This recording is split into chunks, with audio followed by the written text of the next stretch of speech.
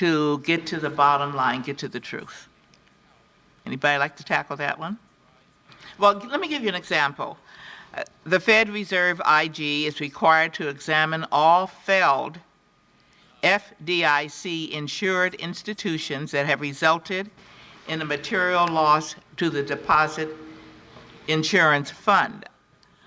Now, I'd like to know whether any of the IGs here today have had similar statutory requirements that would permit them to examine financial institutions that have failed or that require government assistance to remain solvent.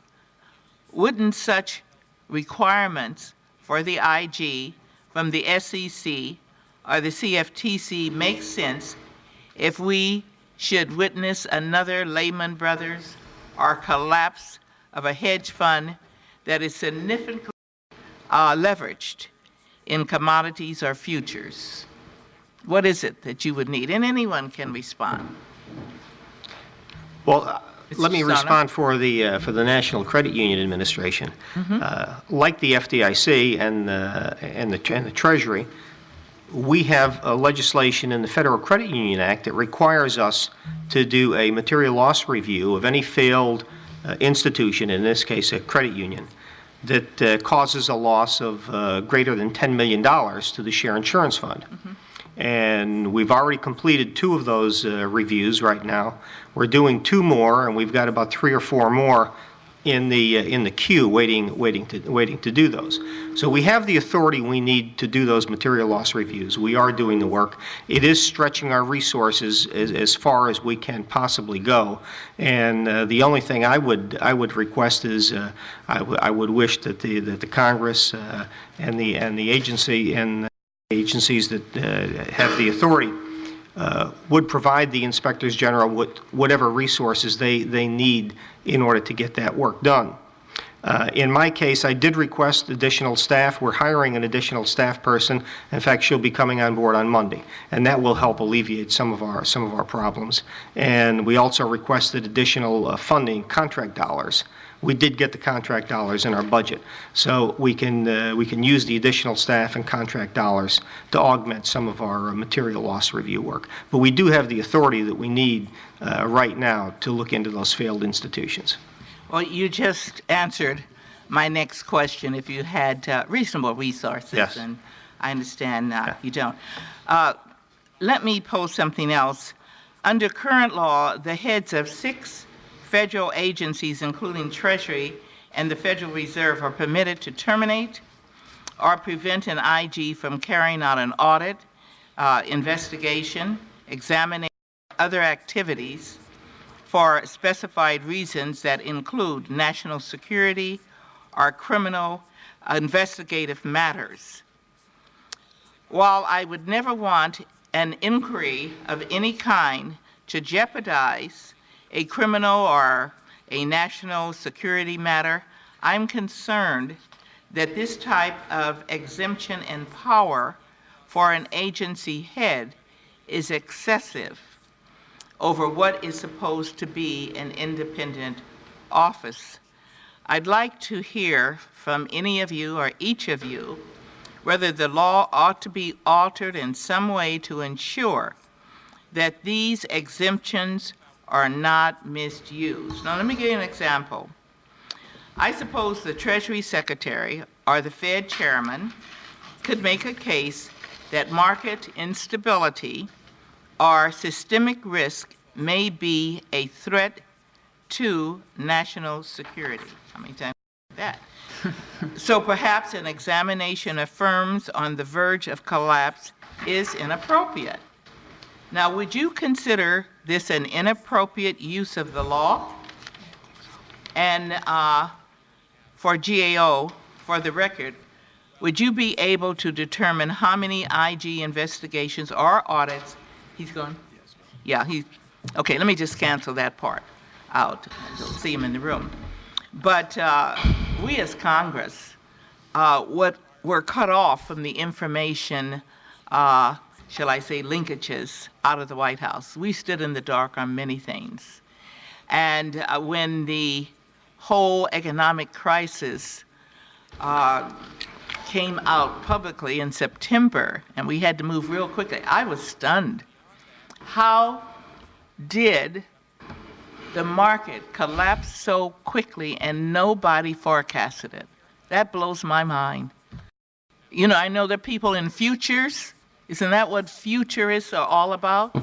What happened? Mr. Irvin.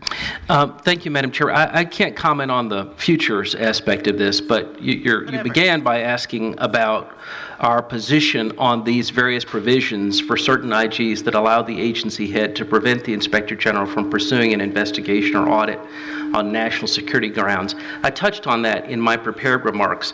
There is such a provision for the CIA Inspector General, for the Justice Department Inspector General, for the Department of Homeland Security's Inspector General, so I was under that provision when I was the Inspector General there, and the Treasury Inspector General. But as I mentioned in my statement, a Treasury Secretary would not have to make the argument that a particular investigation might impinge upon national security. There is a specific provision in the Treasury IG statute that allows a Treasury Secretary to stymie an investigation if, in the judgment of the Treasury Secretary, there would be adverse market effects from such an investigation without having to show any national security nexus.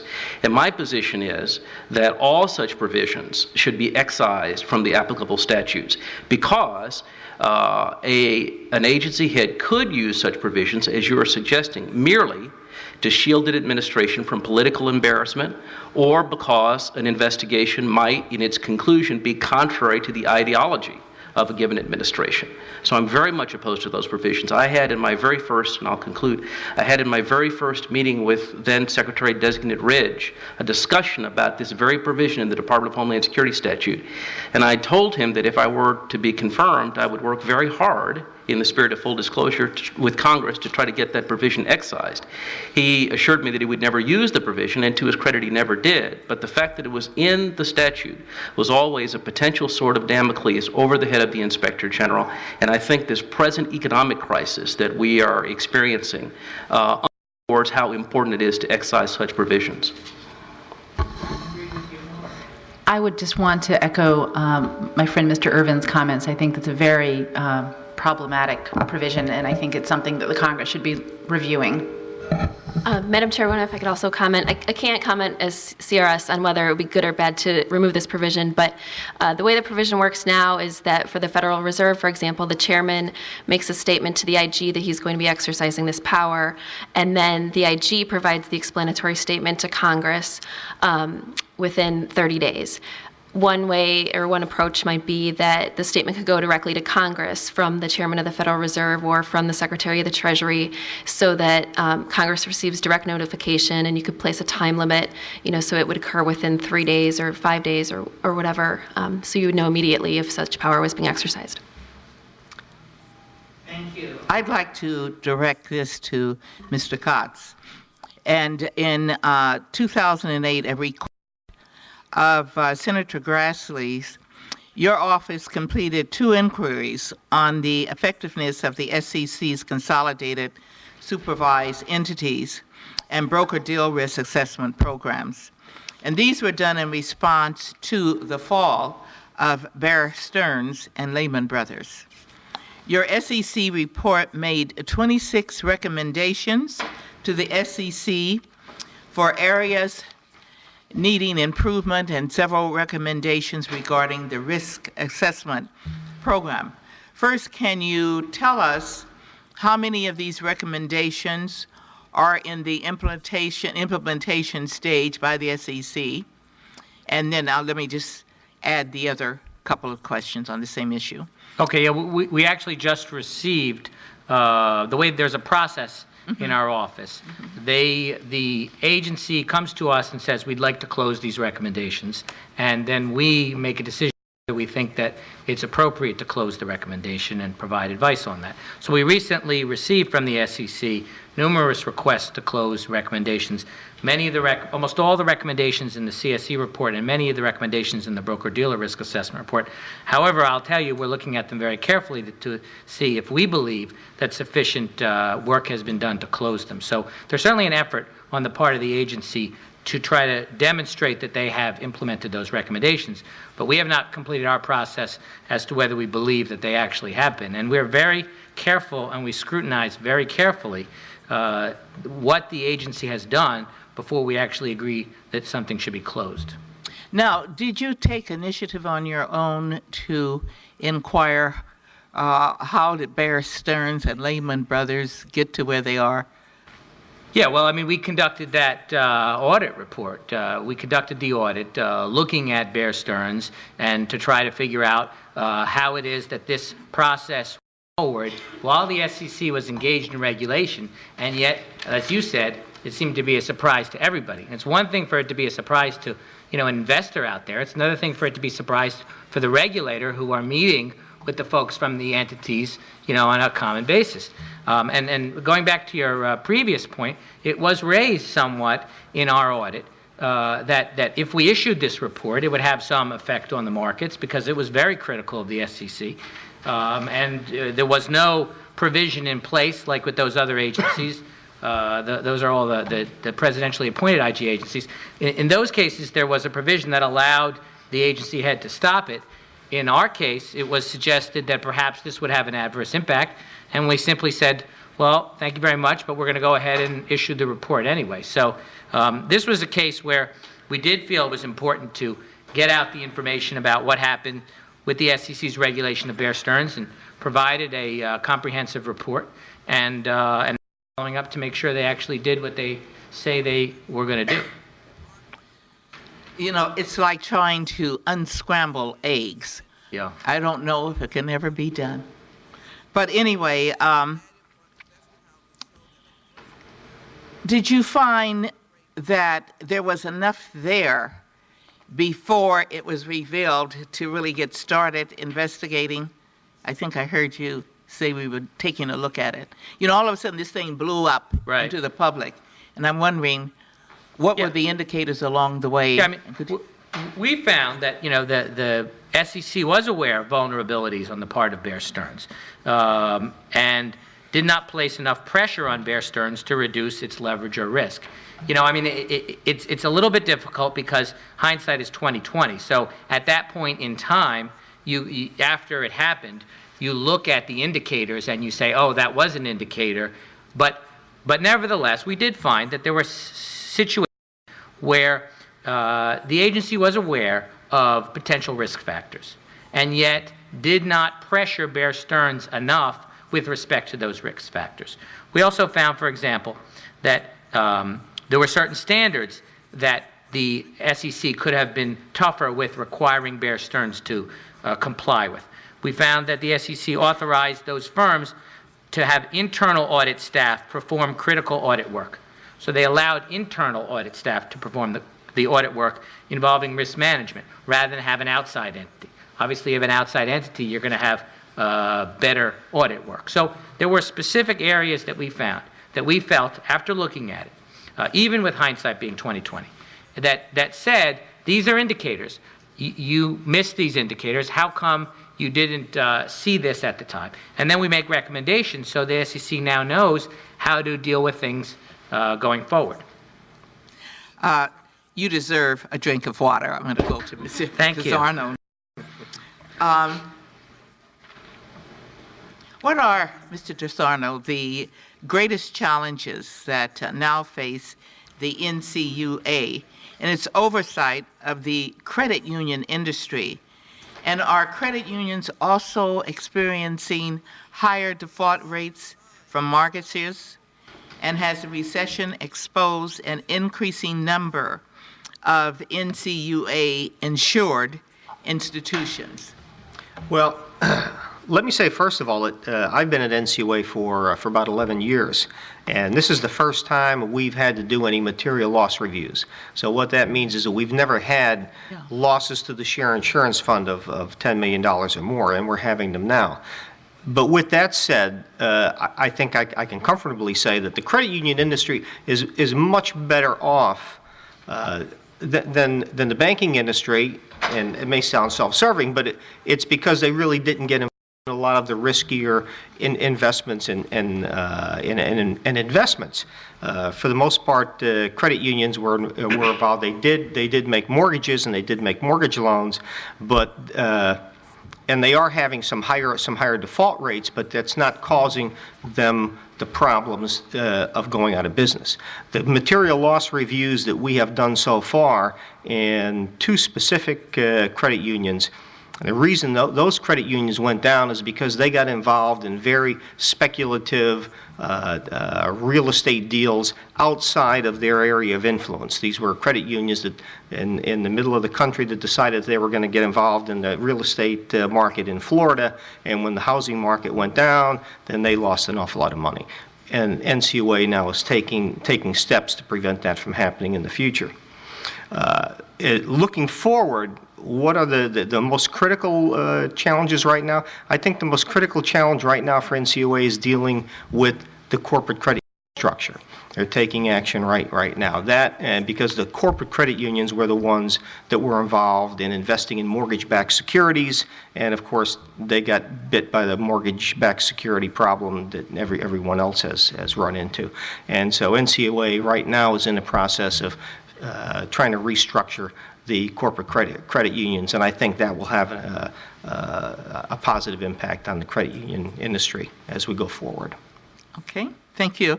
And Mr. Levick. The futures industry has had some instances of bankruptcy, failure, but certainly not to the same extent as commercial banks, or from what Bill says, credit unions. Partly, I think, it's because of the provision of margin. You had to put up margin to buy a futures contract, and that is adjusted, am I correct, Judy, is back here? Yeah. Daily. So, for example, if your price of your stock goes down, or your future, you had to put up more margin. So there have been some failures, but interestingly enough, the 2 I'm aware of were not recently. They go back, one case about 5 years, the fellow who was in charge, it was a rather big, what they call a future commission merchant, is now spending some time in jail. And there was one about 2 or 3 years ago. But anyway, the point being, I can't think of one right now of a large size that has been in the recent economic turmoil. We've been lucky. Yeah, I always saw credit unions differently because it's the field of people who invest in their credit union, and usually they're in... It's a cooperative move. It's a cooperative move.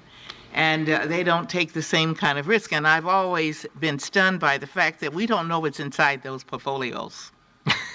And when you make the wrong decision, we suffer. And so, not being able to get to that kind of information leaves it strung out. I want to know also, has the newly combined Council on Inspector Generals for Integrity and Efficiency improve the coordination and the efficacy of IGs? Anybody want to talk about improvement? The one thing I would say is that when you met separately, there were usually 25 to 30 people in the room, depending on a particular time. Now there's almost 60. And my impression generally, and I think there's some studies on this, the more people you have in a room can inhibit decision-making or consensus. Now that has some pluses, but frankly, and I will defer to my deputy back here, Miss Judith Ringel, because you've actually gone to the meetings, haven't you? What is your... So far, they're crowded. They're crowded, she says. Crowded. Yeah. I have to say, as you can probably tell from my comments, I'm not sure it was a positive move to combine the two. Do they feel intimidated? Do you think that large group sitting among the experts? I don't know. I've always been in the ECIE. And I used to go to some of their meetings because I was adjunct. I didn't feel intimidated. It's like any, but that was smaller. That was 30 people. It's like anything. You find some really sharp PCIEs, and you find some sharp, maybe ECIEs, but you find some who aren't that much. I just want to add a comment to that as well. we've only had about, I think we've had maybe three joint meetings now so far as this CIGIE, CIGIE. And I think it is helpful, even though it's a bigger room and it's a much bigger setting. I think it's good that everybody meets at the same time and we're all getting the same message at the same time. Because in the past, even though we had we met individually as a PCIE and was a smaller group, a lot of times we weren't getting the same message as the PCIE, presidentially appointed IGs. So I think now we're all getting the same message. We all have the same opportunities. So I think it'll work out for the best. Thank you. Ms. Burrows, how are the DFE IGs currently evaluated when their urgent agency heads have the appointment authority? And are there independent evaluations that are conducted, or is it done by agency personnel? And is the process different from the presidential appointment IG? Well, currently, both the presidentially appointed IGs and the designated federal entity IGs have to be appointed without regard to political affiliation and solely based on their skills in auditing and other management and other types of skills. But I couldn't necessarily speak to how each agency decides how to appoint its IG. It might vary between the agency. I don't think that there's necessarily any criteria that they're looking for. But that might be a question that I could, research and get back to you. Could you do that? Sure, of course. Put it I'd in be happy writing. to. We appreciate that. Excuse me, Madam. Yeah. One of the things in our agency, when I was initially appointed, the person did rate me. But I would say it's well over 10 years ago now that we came to an agreement that we are not rated and we don't take bonuses. This is even before the legislation that's now forbids it. And that's certainly very helpful because there are subtle pressures one can make in ratings and so on, as we're all aware of. But at least as I say in my agency, and I can't speak for that, though I think there are many others are not evaluated, rated by their chairman. But certainly the CFTC, we haven't been, and that goes back, I'd say, to 1998, several years. Yeah, the situation is very similar at NCUA. I do not, we're on a merit pay system. So I receive kind of like a pass-fail evaluation almost, but my average increase is just the average of what the other senior staff receive for that year. So it's not a written performance evaluation, so I'm not going to be downgraded or penalized if I issue a hard-hitting report. I mean, that won't happen. And so my increase would just be the average of what the other senior staff members get. If I could also add, in 2005, there was a controversy with the Legal Services Corporation that they had tried, the board of the Legal Services Corporation had tried to impose performance evaluations on their IG after their IG had issued some reports that were highly critical of how the agency was spending its resources, because it's an agency that generally provides legal services to the poor. And CRS had done an analysis as to whether it was legally tenable to require performance evaluations of IGs.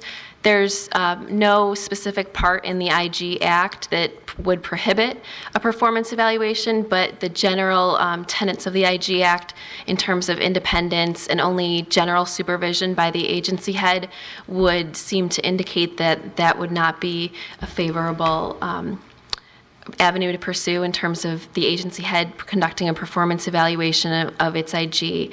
But that could be something that Congress could clarify, that this would be a prohibited act to conduct a performance evaluation of an IG. Madam Chairwoman, in our review of the Inspectors General, our sense was the only time that was at all operative was prior to the legislation, when some DFEs were actually receiving bonuses, many of which wouldn't accept them even though they were eligible to, because... Please don't mention the B word, bonuses. Right. Well, I mean, and as you can imagine, there's such a problem with that. And so that is, the law then prohibited such bonuses and sort of removed that concept from the IG system as far as I understand. And if I could add to that, in my experience as a presidentially appointed IG, I'd say a couple things. Move that mic. Yes. May I dispense with it? I don't know that it's necessary, but... I hear you without it. I can't. You can? Okay. All right, is that all right? The rays are colliding. All right. Let's see. For presidentially appointed IGs, there really isn't an evaluation process per se. Certainly, there's no evaluation by the agency head. Of course, if there are complaints against an IG, those could be lodged with the PCIe under the old system, and that system continues to this day. A complaint can be lodged, and that's investigated. In terms of salary, compensation, as Ms. Bryan said, the issue arose of, since a presidentially appointed IG controlled his or her budget, in theory, an IG could give himself or herself a bonus, but that was never done. Obviously, it was frowned upon.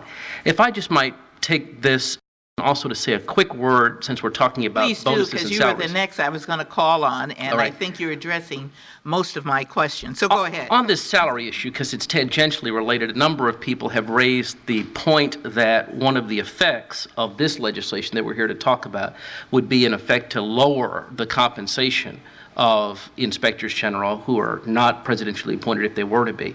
And certainly that is a legitimate concern. I think that should be addressed separately. Of course, I would not support an effect where, as a consequence of this, their salaries would be diminished.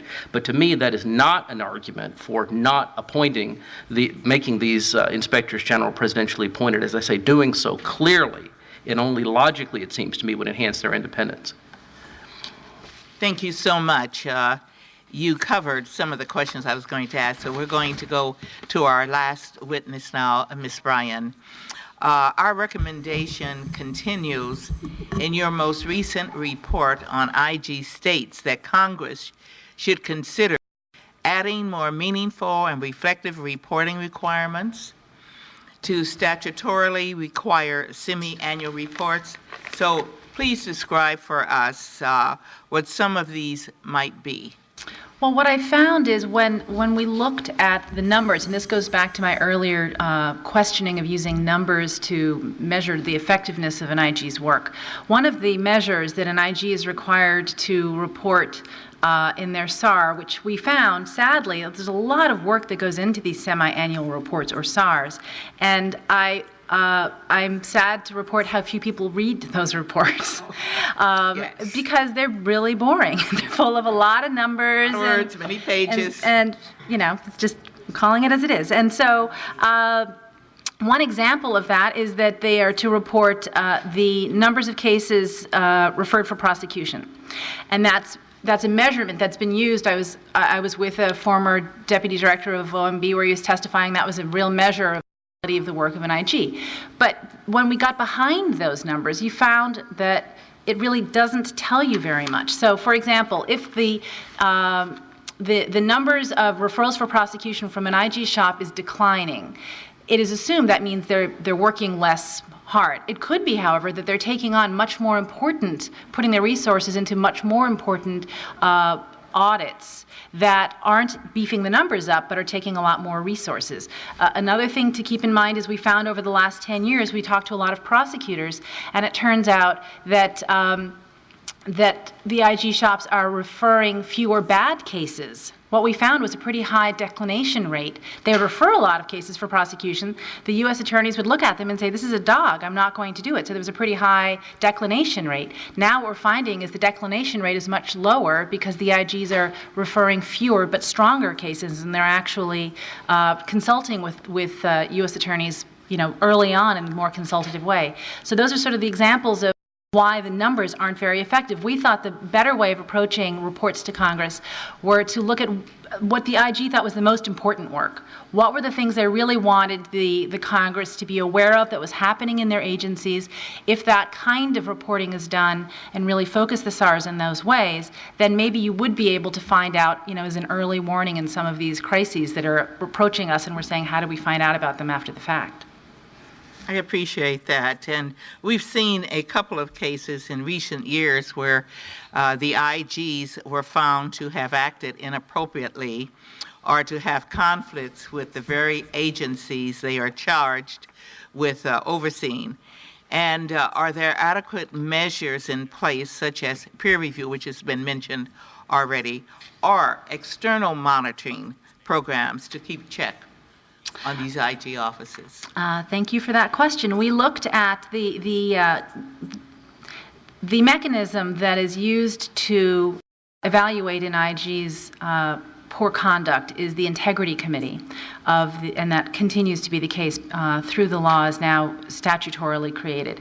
And we think that's a pretty good model where it is other IGs reviewing allegations of misconduct. However, there are some flaws in its execution. One is that we found what has been happening is the Integrity Committee will have a finding, or will go through an entire lengthy investigation, but that won't have an actual finding at the end of the day. In one fairly famous case, the conclusion was that the IG should be disciplined up to and including removal from office. And it was in the last administration, and the OMB received this information and then came back to the Integrity Committee and said, so are you saying he should be removed? And because they hadn't really made that conclusion, they said, well, we didn't say that, and so nothing actually happened.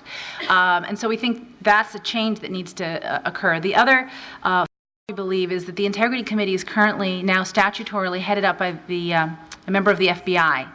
And the problem with that is that the FBI is, of course, looking for criminality. Rarely, I would hope, is it going to be the case that an IG is accused of criminality when it's going to be more a case of poor judgment or inappropriate behavior for an IG. And we had another case where an IG was actually acknowledged that he had provided to the president, this was a presidentially appointed IG, provided to the president a very controversial report of his prior to its release for his counsel's opportunity to redact information. The Integrity Committee concluded that he didn't violate the law, which is true. However, I would believe, most IGs would agree with me, and I certainly believe, that that was really inappropriate behavior for an IG. So if that committee were headed up by an IG rather than a member of the FBI, I think the standards for conduct would be more appropriate. Well, I want to thank Mr. Kotz, Cerno, Mr. Lavick, Ms. Burrows, Mr. Irwin, and Ms. Bryan for your expert testimony, and believe me, we've taken a lot of this down. Our work is just beginning. And if there's one place that I think Congress has failed, and that is in its oversight duties. As the Secretary of Labor said in her acceptance speech, there's a new sheriff in town. So I want to thank my colleagues who were here and had to leave, and I want to thank each and every one of you for the time you have given us this afternoon and the wealth of information to start our wheels rolling. I think you're going to see a difference now with the new administration and more openness and our concerns about how do we get ourselves into this mess. We've got to answer to the people who sent us here to Washington. We expect to be able to do that, and we expect to be able to mitigate some of these problems, provide solutions so that they who pay their taxes will have a better quality of life. So without objection, this committee is adjourned with a sincere thanks to all of you and my staff. Thank you.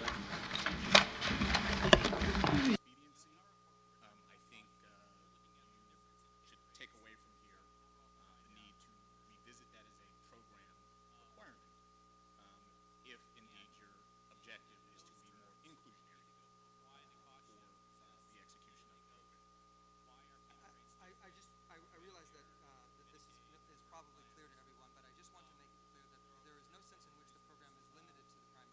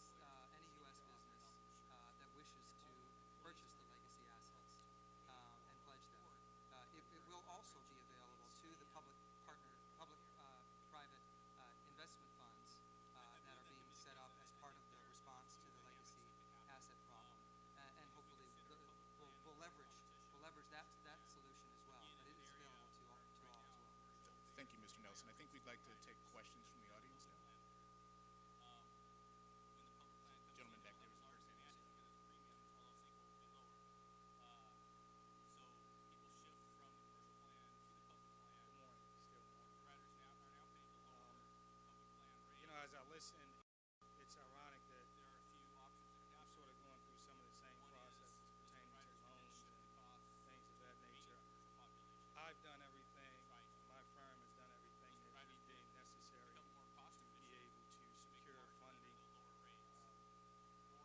only to reach a level of frustration that essentially is higher than before we even started the process. I'm not sure that the process that we went through is along the lines of what you're alluding to, but I would share it anyway. Would you identify yourself, please? Sorry, my name is Alan Delaney. I'm the president of DCS Staffing and Cleaning Professionals, Baltimore, Maryland. We went through the agency of the SBA under the SCORE program, followed all the necessary things pertaining to business planning and things of that nature in terms of their counseling, took all of their tutelage, only to get to a point of when it came to the loan process of the express loan, I believe it's 8A, that they referred us to. Now it's to the point where it's stalled. The situation with me is that I'm the type of individual that I'm going to move, and I'm going to move at a feverish pitch on my end to do everything that I need to do in terms of lining up work. Subsequently, we've done that. We've lined up work. We got work on the books for essentially 5 years. And now we're at a stall standpoint when it comes to the funding. And I just want some specifics. Bottom line, it is what it is, regardless of we qualify, if we don't. I just need to know so that we could be able to move and continue on with making provisions, not just for DCS, but again, I'm the type of individual that I'm making provisions for people within my community as well. It's not just my company, it's the people that's behind it. And we need answers, and we need them, at a rapid form. And we're only being delayed and sent in circles when it comes to this funding process. Thank you. Sir, it sounds like your question is probably not best directed to Mr. Nelson, but related to an SBA-related matter. And I would encourage you actually to talk to one of the members' staff after we break up, and perhaps they can follow up with you.